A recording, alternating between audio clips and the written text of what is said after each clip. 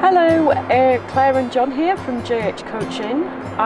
Today we thought that we would come outside because it's nice and sunny and show you a bit of the area where we live.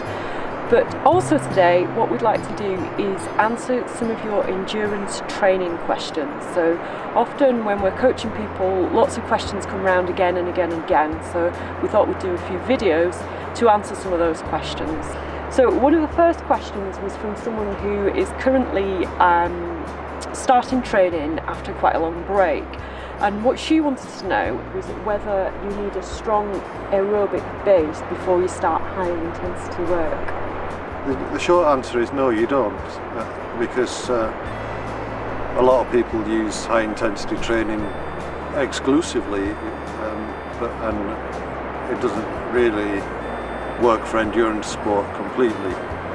The issue really is that although you can just do high intensity work straight away, you won't be able to do very much of it, because the base is basically a base to work from.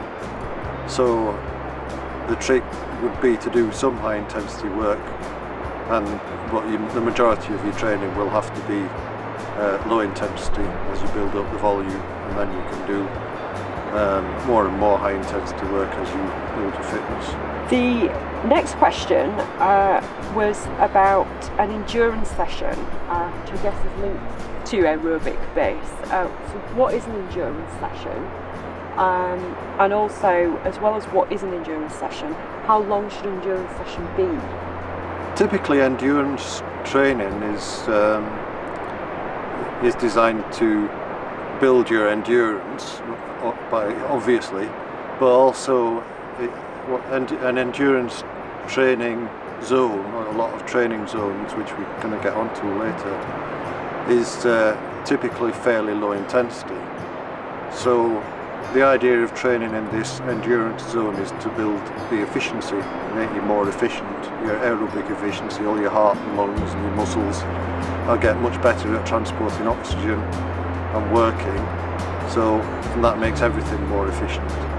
But if you're training for long ultra endurance type events, or you're training to build your ability to do a sportive of a distance that you've not done before, then what you should do is try and build the duration of your endurance rides to be the same or as close to the same as you can, as you will be using in your actual event. Obviously, if you're doing something like the transcontinental race, then that's not going to happen.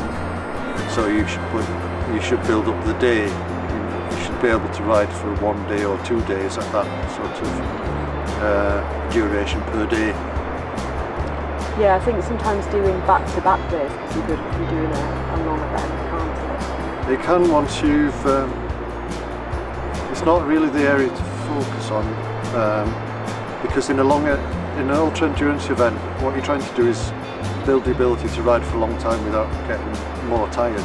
So after the first couple of days you get tired, and then you stay at the same level of tiredness, roughly speaking. Obviously when you get there you're totally knackered, but you can't afford to get more and more tired. So once you know you can ride for your 16 hours a day or whatever you choose to do, then what you're aiming to do is get faster for 16 hours. Right. So actually focusing on the 1 day can be a better strategy than trying to do day after day when you're just increasingly getting more tired. Okay, so another question that we had was around training zones and what training zones are. So what are training zones? So training zones are really a way of objectively defining the intensity that you're training and subsequently analysing the intensity that you've trained at. And nowadays they tend to be based on your what's known as functional threshold power. You may have heard of that. Functional threshold pace, critical pace, anaerobic threshold, and these are all roughly the same thing, and for practical purposes the same thing. So if you wanted to test, if you did a running test for your critical pace or your critical power running, that you could use that the same as a functional threshold power. So don't get too hung up on the terminology. And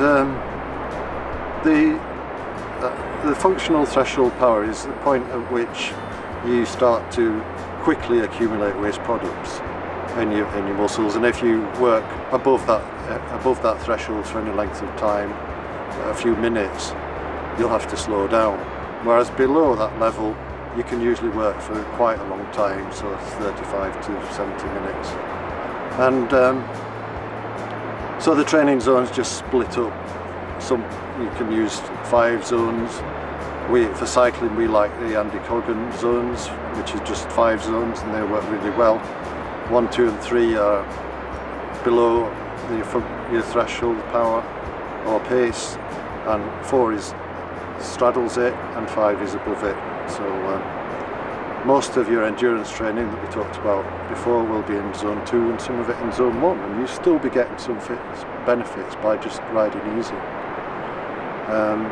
And if you really want to thrash yourself, then zone 5 above your functional threshold power, and spending some time in that zone is important because it makes big gains, but if you do too much you'll be too tired.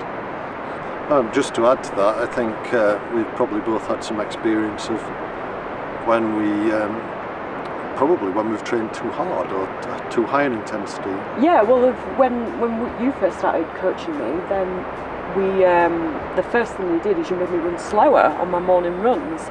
And once I started running more slowly on my morning runs, I suddenly made a massive gain in terms of my pace overall, because I wasn't too tired to do the rest of my training, my more quality stuff, and I was becoming more efficient, more fit in a lower zone. So I got faster without putting the same amount of effort in, basically. The next one is linked to this, and we might already have answered it really, and that's about how does training in these lower zones, zone 1 and 2, actually make you faster? Yeah, well, we'd certainly touched on it. Basically, the more you do, the better you'll be to a large extent, as long as you don't get overtired. So there's a bit of a contradiction there, but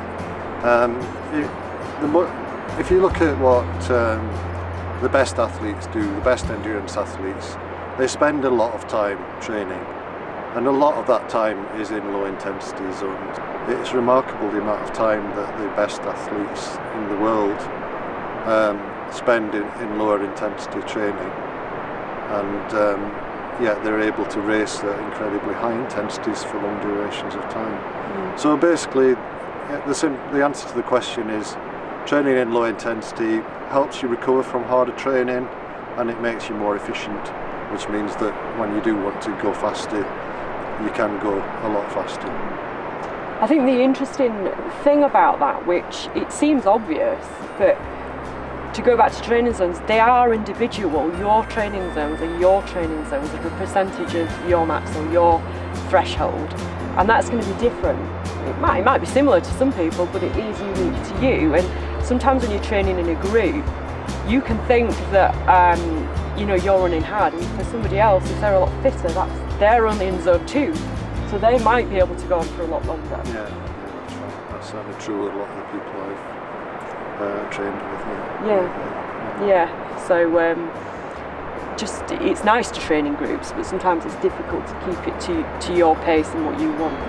If you want to train in a group and you're training with somebody a lot fitter, then you just think about it and plan that to be one of your harder sessions. It's one of their easier sessions. It's one of your why not harder make it sessions. a tempo run for you, and make sure that you add that into your training. So the next question was about something called RPE, which it stands for relative perceived exertion. So what is relative perceived exertion, and how does that work? Relative perceived exertion is just how hard you're working, and I'll just wait for this motorbike to come past. Somebody else is enjoying the Col de Mantet, same as us. It's much easier on a motorised vehicle than it is on a bicycle, as we can both testify. Yes. So perceived exertion is how hard you feel that you're working, and there is a scale. We work with a 10-point scale, which is what's embedded in Training Peaks, and actually it's a really effective method of training, and obviously in the olden days, not that olden days when I started running, and to some extent when I moved into cycling, that's all we had. We gradually started introducing heart rate monitors, but perceived exertion was what we worked with, and so when we did interval sessions, we did them as hard as we could to get through the session at the same pace, and we learned that our endurance paced runs were at a conversational pace. So if you're out cycling or running with somebody and you can have a conversation, then that's your endurance pace.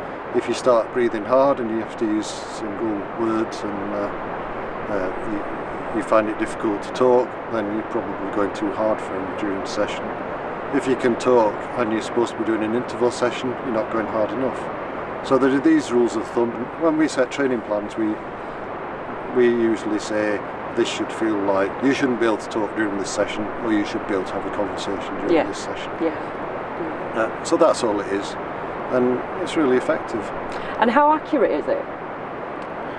Well, I can quote an example. The Brownlee brothers, you may have heard of them, the best triathletes in the world, and Alistair Brownlee won the Olympics, and Johnny was third in London, I think, and they're both basically at the pinnacle of the sport. And I'm quite close friends with their coach, Jack Maitland, or I was when I used to run felt in the mountains. We're not in touch so much now. He told me that they didn't like the gadgets as they were about.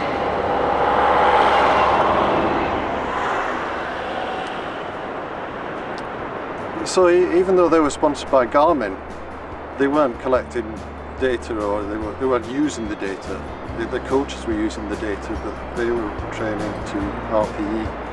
Yeah. So it works really well. Mm-hmm. And if you look at runners in the past, the runners in the 60s and 70s, they were running not much different to the best nowadays.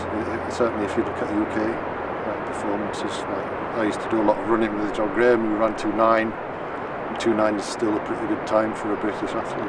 For a marathon? For a marathon, yes. Yeah. So RPE can work really well. You don't need a gadget to be able to think, right, I'm going to do a recovery run today, or a recovery ride, I'm going to do something a bit faster today. No. I mean, the good thing about the gadgets is that they probably stop you doing things too hard. That's often the case. It's very tempting to think you're not working hard enough. Yeah, I think that's always been my difficulty. I always think I'm going too slow. Mm-hmm. In relation to this relative perceived exertion, a question that I had just this week actually was about somebody who had done a run, and they were training to heart rates. Their relative perceived exertion stayed the same, but their heart rate went up. So what they wanted to know, or what she wanted to know, was should she stay with the relative perceived exertion, or should she slow down to match the heart rate zone? Generally, you should stick with the heart rate zones, because that is giving you, unless it's excessively hot and you're sweating a lot and you become dehydrated, in which case your heart rate can be unreliable, or you're starting dehydrated, then it is best to stick with the heart rate zones and see how that goes. There are a few reasons that she might have felt that she wasn't working any harder, but her heart rate was going up, and it could well be that she's a little bit overtrained, a little bit tired, and in that case your heart rate doesn't go up very fast, and so therefore it just might have been very slow to rise, and she was still going at the same pace. The other reason might have been that she was actually running faster, but it didn't seem any faster, and the heart rate was drifting up for that reason. So and that can happen as you go throughout a training ride or run, and if you start feeling good, then you tend to drift up. And quite often actually, if you do a session, I found if you do a session on a turbo trainer, an indoor trainer, it can feel a little bit hard at first, and gradually as you get into it, and it's easier. I mean, that's the point of a warm-up, isn't it? Yeah. So sometimes what can happen as well if you're not fit enough to do the full durations, your heart rate goes up as the session progresses, and it's simply because you are actually working harder. Yeah, it can be. Yeah. That's right. Okay, those were the questions that we had for this week. We hope they were helpful for you. We hope that you found some answers that were useful for you in your training. If you've got any further questions, do let us know. You can put a comment just below in the YouTube comment section, or get in touch with us at www.enduranceBikeandRun.com. We'll be happy to help, and we'll be happy to answer any questions that you've got. Look forward to hearing from you, and see you in the next video. Bye. See you later.